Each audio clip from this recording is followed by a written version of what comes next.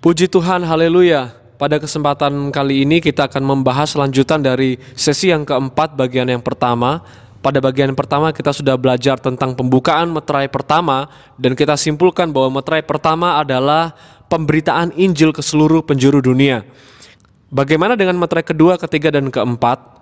Meterai kedua, ketiga, dan keempat punya karakter yang berbeda dengan pembukaan meterai pertama. Tetapi keempatnya tidak bisa kita artikan penghukuman secara penuh atas penduduk dunia, karena ini belum berbicara tentang hari penghakiman. Meterai kedua, ketiga, keempat adalah meterai yang saling berkaitan.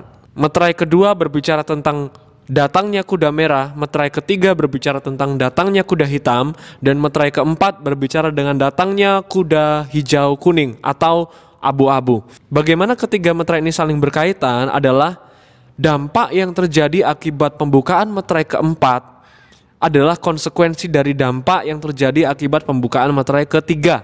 Dampak yang terjadi akibat pembukaan meterai ketiga adalah konsekuensi dari dampak yang terjadi dari pembukaan meterai kedua. Dan ketiga meterai ini, kedua, tiga, dan empat ini saling berkaitan. Kita sudah belajar bersama prinsip pembukaan 7 meterai, di mana salah satu prinsipnya berkata bahwa kita tidak bisa mengetahui dan menentukan kapan meterai itu dibuka sebelum kita bisa mengetahui atau mengalami suatu peristiwa yang terjadi yang sama dengan apa yang ditulis dalam kitab Wahyu sesuai dengan meterai-meterainya. Kita sudah ketahui bahwa pembukaan meterai pertama terjadi setelah Yesus naik ke surga dan Roh Kudus dicurahkan. Disitulah murid-murid Yesus memberitakan Injil. Kuda kedua berbicara tentang peperangan. Kuda ketiga berbicara tentang kelaparan. Kuda keempat bicara tentang peperangan, kelaparan, dan wabah. Sekarang kita akan menentukan kapan meterai-meterai ini dibuka dari sejarah yang sudah tercatat. Saudara bisa cek di situs-situs yang terpercaya atau buku-buku sejarah yang ada. Kita akan kembali ke abad pertama dan abad kedua setelah Tuhan Yesus naik ke surga.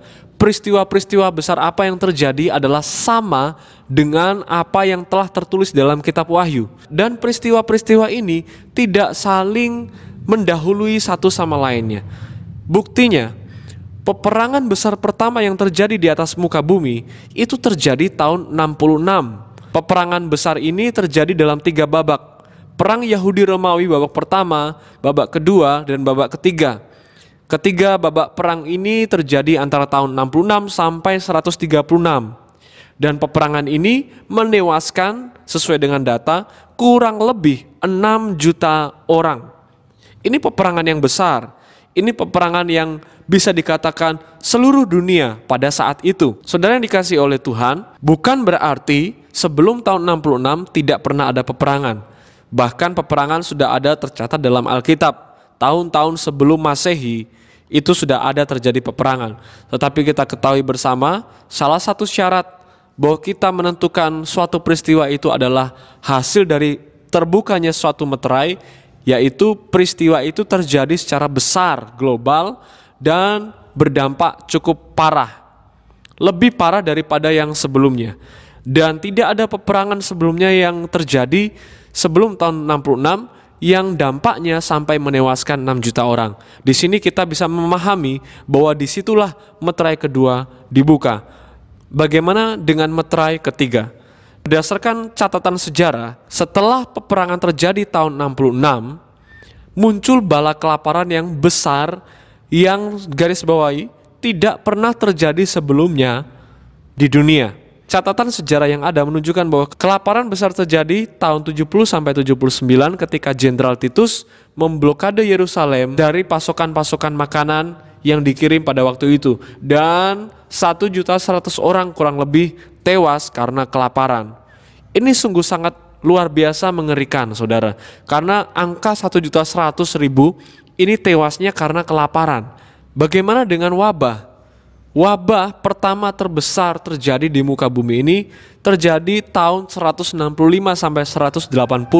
Wabah ini dikenal sebagai wabah Antonius Plague, yang menewaskan 5 juta orang. Kalau kita melihat data sejarah, peristiwa-peristiwa yang terjadi setelah Tuhan Yesus naik ke surga. Maka peristiwa-peristiwa ini sama persis urutannya dengan apa yang telah tertulis dalam Wahyu pasal 6. Mana ketika Injil diberitakan, terjadilah peperangan, kemudian muncul bala kelaparan, dan terjadilah wabah yang besar.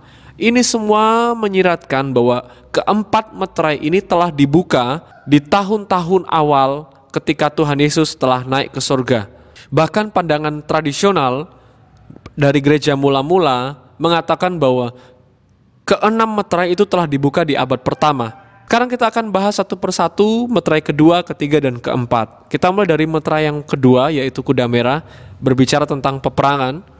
Wahyu 6 ayat 3-4. Orang yang menungganginya dikaruniakan kuasa untuk mengambil damai sejahtera di atas muka bumi, sehingga mereka saling membunuh dan kepadanya dikaruniakan sebilah pedang yang besar. Ingat bahwa ketika kuda meterai datang ke atas muka bumi, Tuhan mengambil damai sejahtera di atas muka bumi ini. Sekarang kuda hitam. Kuda hitam ini kita sudah tahu bersama berbicara tentang kelaparan. Atau bisa juga diartikan selain kelaparan adalah krisis ekonomi. Wahyu 6 ayat 5, orang yang menungganginya memegang sebuah timbangan. Secupak gandum sedinar, 3 cupak jelai sedinar. Satu cupak itu ukuran 1,92 liter kering. Dan pada waktu itu secupak itu berarti satu porsi makan untuk satu orang. Bagaimana dengan 1 dinar? 1 dinar itu adalah upah minimum kerja harian. Saya ambil saja UMK di kabupaten saya, bahwa sebulan itu sekitar 2.400.000-an. Jika dibagi 30 maka muncul angka 81.700. Ini upah untuk sehari orang bekerja. Nah, angka ini adalah angka untuk memenuhi kebutuhan sehari dari rumah tangga yang ada. Jadi jika suami itu bekerja, maka 81.700 ini memenuhi kebutuhan sehari-hari, entah itu makan, minum dari anggota keluarganya. Jadi bukan hanya satu orang. Tetapi ketika kuda hitam datang ke atas muka bumi, meterai ketiga dibuka, maka angka 81.700 ini hanya cukup untuk satu porsi makan satu orang. Dan ini berarti bahwa kuda hitam selain berbicara tentang bala kelaparan, juga berbicara tentang krisis ekonomi.